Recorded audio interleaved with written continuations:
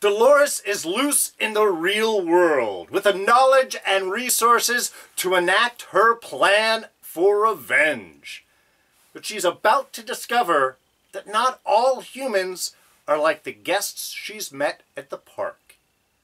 With stunning visuals, a rousing score, and the rich tapestry of storytelling we've come to expect, it's the Season 3 premiere of Westworld. Parce Domine.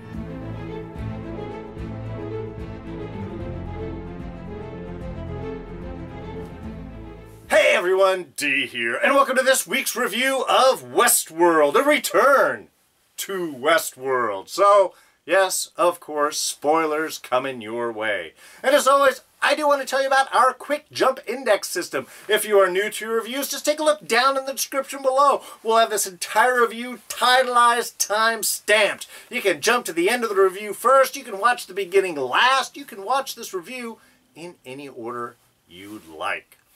Alright, so before we get to our review proper, I just want to check in. How are all of you? I hope you are doing well in times that are very different since we left Season 2 here in our real world. A little bit of a pandemic situation going on, the coronavirus COVID-19. I hope you are all safe, you are all well, you are keeping clean.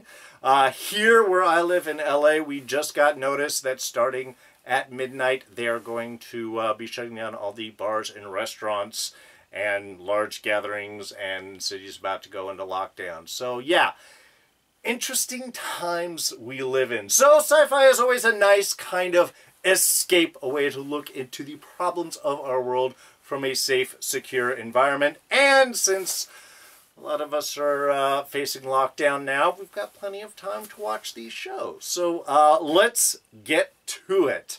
So, Season 3, yes, find ourselves with Delores out in the real world, having escaped in a simulacrum of Charlotte Hale with a bag full of brains. Of bot brains. So, yes, she is out finding resources to enact her plan. And we get a great opening here. I mean, God, just everything is great. It's amazing to be able to jump back into a show where a half hour has gone by and you think you've watched a full episode, if not two, where the storytelling is that dense, where we don't have any wasted time. And that is something that this show has done very well. A lot of the big HBO shows tend to do very well. Very dense storytelling, a lot of stuff being told, a lot of story being told in a short period of time. It almost feels like each episode's like half of a season with what they do. And this was just all set up. We're just getting basic background here for where the story's going to be going. But they do it in such just astounding ways. Just, again, the visuals, large sweeping shots, these cities that look all futuristic. Singapore, I believe, is where they have filmed a lot of these exteriors. So we get the feeling of a real world that is different, so different from the Westworld Old West parts of Delores that we have spent the last two seasons on. And yes, we did get some glances last season of the real world, but now we're really diving into it. And we are getting to see how technology really has infiltrated every level of life. To go to sleep, everyone's putting chips in your mouth. It sounds like people are wired constantly. Beautiful visuals. Again, the whole opening where we've got the glasses that do the holograms that overlay over the world in a perfect way to just sort of mess with someone's mind and switch locations and where things are. It's just an astounding way of saying how inserted technology is throughout this world. And that's really what Delores is going after, of course, is she's going off, God, I'm not going to, Rehobo? I wrote this down. The big AI that's in sight. That has gathered basically like the social media, weaponization right here mixed with an AI, a program that takes all the bits of information from every person. And what is it that Liam says? My father thought that if you could map everyone's place throughout the world, then you could create a better world. If you could map out everyone's place, everyone's life, every little moment is intricately wired inside of this technology. So, of course, if Delores can get a hold of that, then she's got a hold of everyone. And that is a very clear, interesting plan. And I love how it's going to come up against Caleb. From a human standpoint, Caleb is the very opposite of what all of the guests at Delos have been. The guests at Delos are in control, super rich, there to indulge all of their fantasies, all of their ideas, all of their wants and desires with no consequence.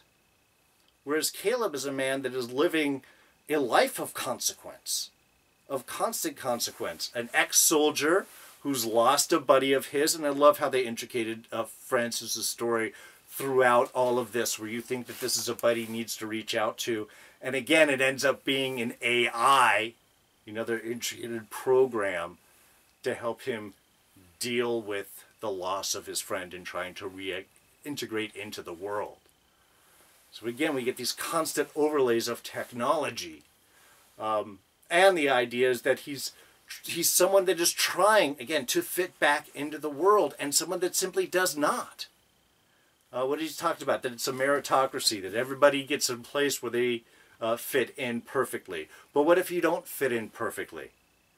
When he gets the call from the computer to tell him that he didn't get the job, he even asks, well, what kind of shape could I change myself into in order to fit in? He's doing everything he can to try and actually work within the society. But he doesn't fit. And I think that will be the perfect linkage between him and Delores, is these are two entities that don't totally fit within their worlds. And this is someone that is very unlike the humans that Delores has seen. This is someone who's experienced pain, loss, who's trying his best to fit in a world, also doesn't fit, also doesn't treat him well. Was the line, the game is rigged. They lied to you. The game is rigged, and it's always rigged so that they always win. It's not fair.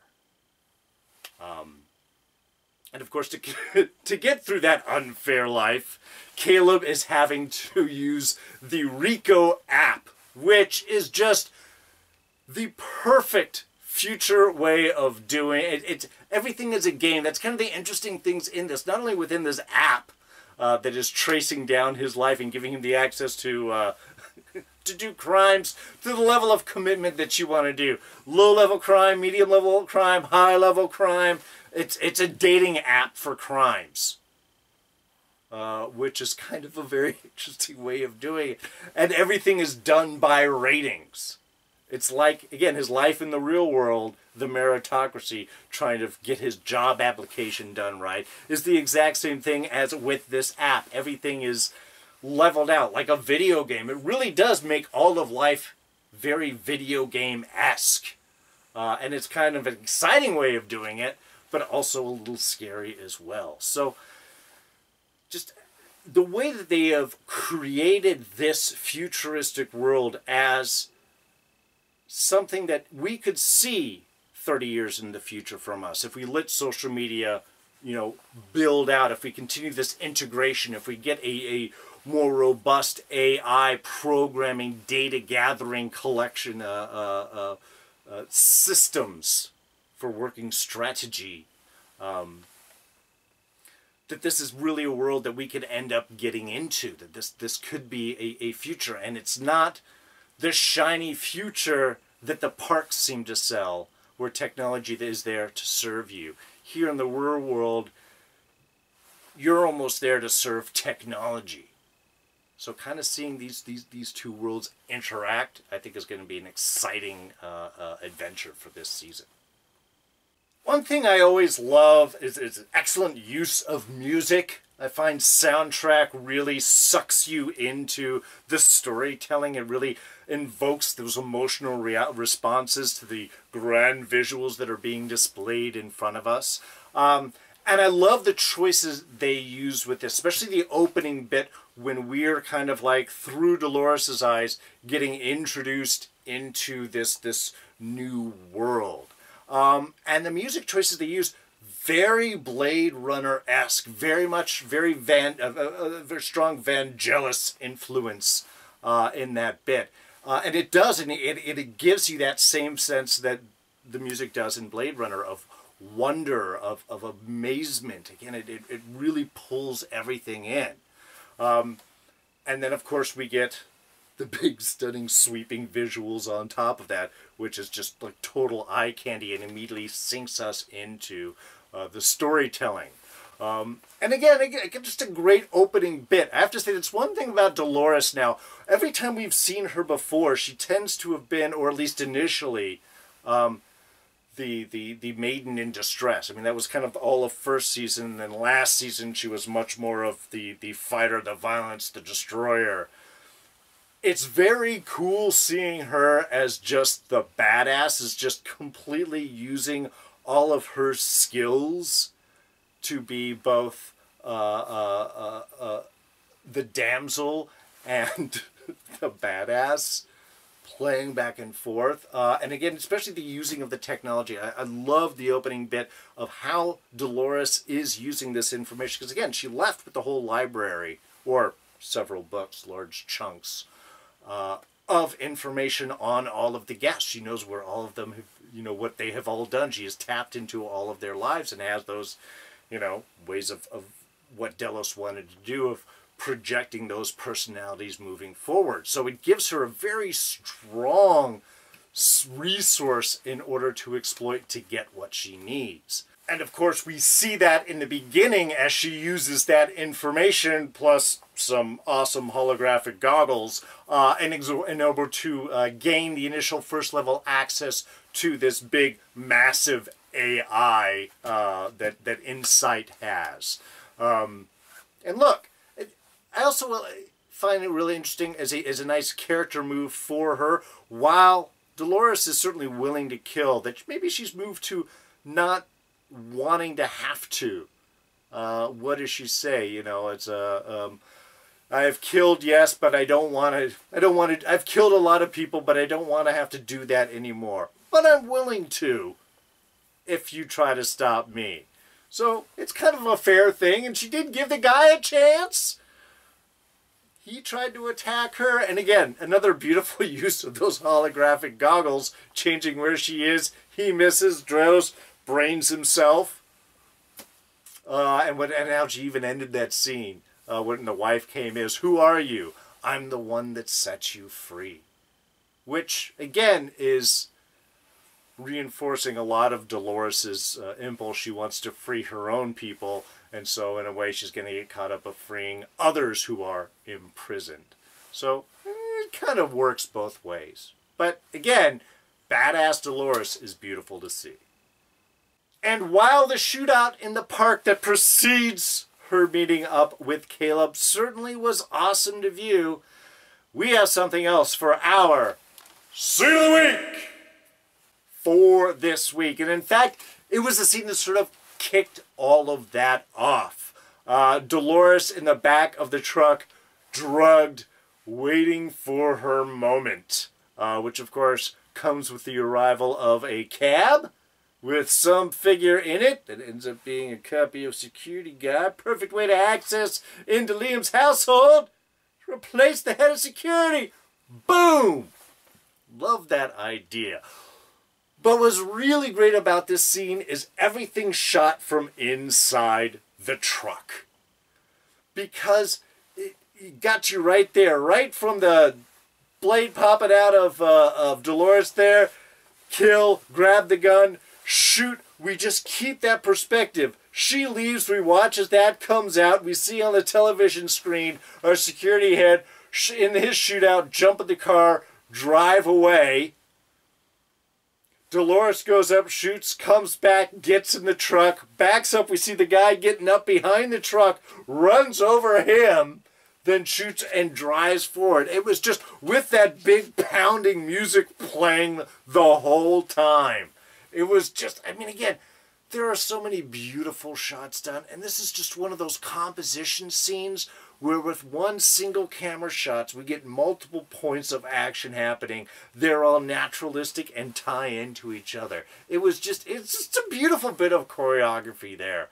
And with an episode with several awesome moments, this was my favorite. Now, Charlotte, of course, isn't really Charlotte. She's another AI. But who is she? I think is going to be sort of an interesting little discovery. Again, she had five little brains inside of her bag, and it was Delores inside the Charlotte body right then. So who did Delores put inside of Charlotte? Somebody who doesn't give a crap, that's for sure, because if you're looking at body language and she walks in as the interim CEO, just sort of flops herself down and just says how it's going to be. A lot of not caring there, so it'll be sort of interesting to find out. Who do you guys think? But, I mean, again, we don't see much of Charlotte. Obviously, she wants to get production back up. She wants to put things behind. Why? Wants more hosts produced. It's a simple motivation right there. And, of course, to take the scent off, who's getting the blame for all the destruction in the park? It is poor old Bernard. And yeah, Bernard himself hiding out in a meat factory. Effectively a farm, slaughterhouse type of place under a pseudonym, just trying to get by. It's 3 months after the destruction, after the big massacre at Westworld. So not too long before, I guess he's managed to sort of insert himself into this community and trying to keep track of what Delores is doing. And I gotta say, we don't see a whole lot of Bernard, but I really like the stuff of that we see. I mean, one, him checking himself. The fact that he already has like a little program and device set up so he can put himself in diagnostic mode, take him out of the Bernard personality so he could question himself. I also find it interesting that the questions he is asking are very much the questions that he was asking Delores in a lot of our previous flashbacks, which of course end up being the creation of Bernard from Arnold. I know it gets all crazed back and forth. That was actually run by Delores. But I was asking Delores at the time, you know, when was the last time you had contact? Would you ever lie to me? So I like the idea that he's worked into his own system a way to sort of keep track of himself. However, because he uses those exact terminology, would you ever lie to me? No, of course not.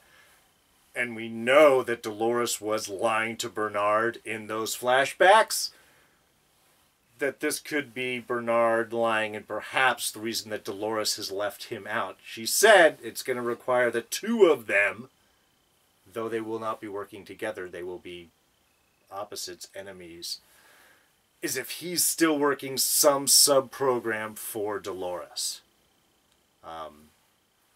Again, kind of an interesting thought. Just something off the top of my head, but because they use the repeating terms, you know, they don't do that on accident. Everything is done with purpose. So yeah, all that's very cool. Of course, what we find by end, that subterfuge isn't going to work. He gets found out as Bernard, and again, I love him using this device to get him out of his Bernard personality and into whatever personality is needed to beat the crap out of these two guys, which is just perfect. Remember who you are, don't hurt them that badly. His own command. And he does. He just knocks them out, beats them up. But again, I love that idea of Bernard smart enough to use his own sense of being, the fact that he is a host, to do more than he could just as Bernard. I love that idea. And of course, at the end, we find that he is heading himself back into Westworld. He can't stop Delores alone. He's going to need help. Whose help is it going to be? Well, if we watch the preview, we find out that it's probably Maeve. Alright, just a couple of small things. One, the title, Parce Domine. Latin, of course. Spare your people, Lord. I don't really know much about it. I know it's a chant, a Gregorian-sounding chant. Sounds like the one from Monty Python and the Holy Grail, actually, with the flagellates. Ure parce Domine, sora ferure requie. Boom! I don't know if it's the song, but it reminds me of it. New opening title sequence, as we've been getting every season. Theme seems to run throughout all that. Rising and falling, becoming, the whole transforming thing. I mean, it's kind of a similar theme throughout Westworld, but again, with all of that movement and everything, yeah, very much an evolutionary. In fact, the poster itself looks very much from two images here. It could be somebody rising up through the spike or possibly being thrust back down. So a lot of opposites coming together, a lot of different ways. Again, duality, I think, may be the big theme for this season. I love Delores' hack in the very beginning of the house. Hacks in, sets the place on fire, effectively lights all the fire stuff. Anyway, just give it a cool kind of demonic look. And also the term that she used about the book, in the big library she had on him. Sort of an unauthorized biography. Yeah, you could say that. And of course, we do get our sort of post-credits scene this week, bringing Maeve back. My favorite lady in the show. God, Tandy Newton's amazing in this. But she is not the madam at the saloon anymore. She is not even in Westworld. No, she wakes up apparently in Nazi world. Of course, there's a World War II world where you fight Nazis. I mean, they are the perennial bad guy, right? Interesting, though, she does not seem to know why she's there. She doesn't seem to have a script. People do not know who they're messing with. God, I can't wait to see her again. Oh, and lastly, do want to take a brief moment to wish Mark over on Enchantment of Eternity happy birthday. Happy birthday, Mark. Good friend. You guys will probably do a lot of live stream videos with him. So if you got a moment, jump over to his channel and wish him a happy birthday yourself. Alright, well I think I'll just go ahead and wrap things up. Again, this episode very much just set up, giving us the world, the mission, connecting the characters, getting us to see where we are going forward. It's Delores connecting up with Caleb, and while she's going to try to gain access to the AI, she's going to find an odd connection, I think, with him. As, again, a different view of this world. Maybe this will give her a real sense of humanity. While, of course, Bernard heads back to Westworld to try and get Maeve to help him out in his battle against Delores and Plan. So, a lot of stuff going on, a lot of intricate works. The one thing that I can guarantee, it's going to go in a direction none of us is going to expect it to go. So, that's why I love this show. And thank you, as always, for joining me with this review. Now, the one thing we didn't get to in this review is fan questions. New thing I'm doing every week in your comments.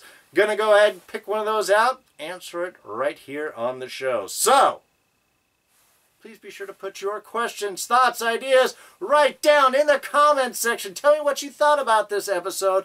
Where do you think we're going? How did you like everything putting together? And of course, if you have any questions for me, throw those down and maybe you'll get picked.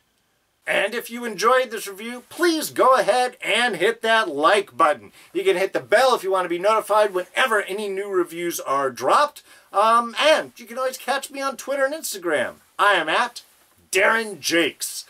Please be sure to subscribe. Quick and easy one-button press. Go ahead, hit it right here. You'll catch all these reviews, plus Agents of S.H.I.E.L.D. coming up this summer. And we'll throw up a couple of our latest reviews right here for you to check out. So, that's going to be it for me. I'm D, and I'm out of here. Catch you guys next time. Bye-bye.